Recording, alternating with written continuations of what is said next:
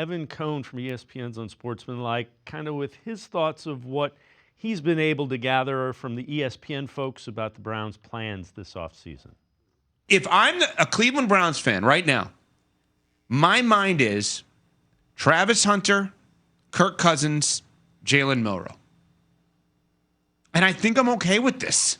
I think I may be happy with this, actually. You have Kirk Cousins there. He can be your guy. There's not a lot of pressure on Jalen Milroe in this hypothetical scenario. Tommy Reese, who's very familiar with him and had success with him, can work with him, develop him, and they could do it on their timetable. Oh, by the way, and you got this unbelievable athletic talent and two-way player in Travis Hunter.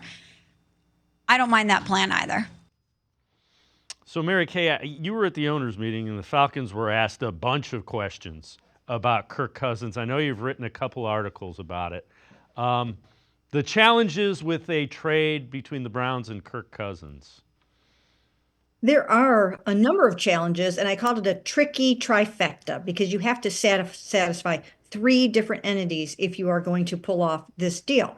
The Falcons have to get what they want in terms of a draft pick and some cap relief from the $37.5 million that they owe Kirk Cousins for this season. So they're going to want some money for that, and they're going to want a draft pick for that, at least one draft pick for that.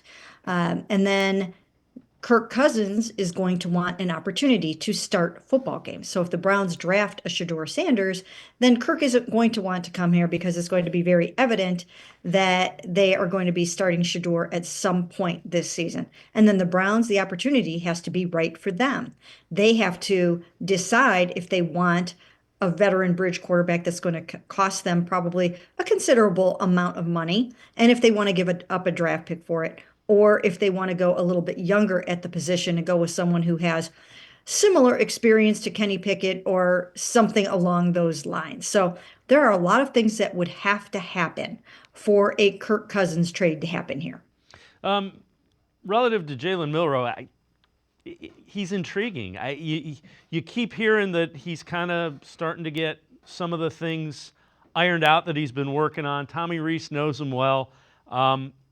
If that's who the Browns decide to go with, does it make more sense to get a veteran guy so that you can let him be as ready as possible before you put him out on an NFL field?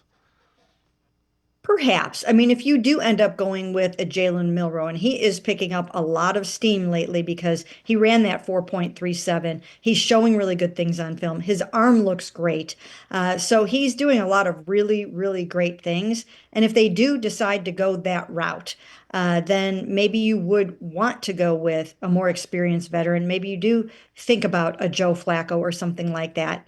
But as of right now, I'm not even 100% certain that they would do that. After talking to them about Kenny Pickett at the owners' meetings, they're really high on Kenny Pickett as their bridge quarterback. And they're serious about it to the point where if they don't end up with a more experienced veteran, they're totally cool with that. And I think a lot of people forget, and it wasn't a great quarterback class, but he was a first-round pick. And that wasn't that long ago.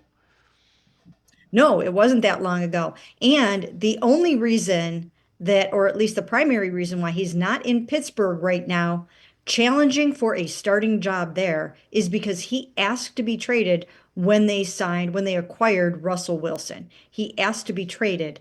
And if he hadn't done that, then who knows how things would have happened right now in Pittsburgh. Maybe he would have had another chance to go back out there and build on what he's done before. He's 15-10 as a starter.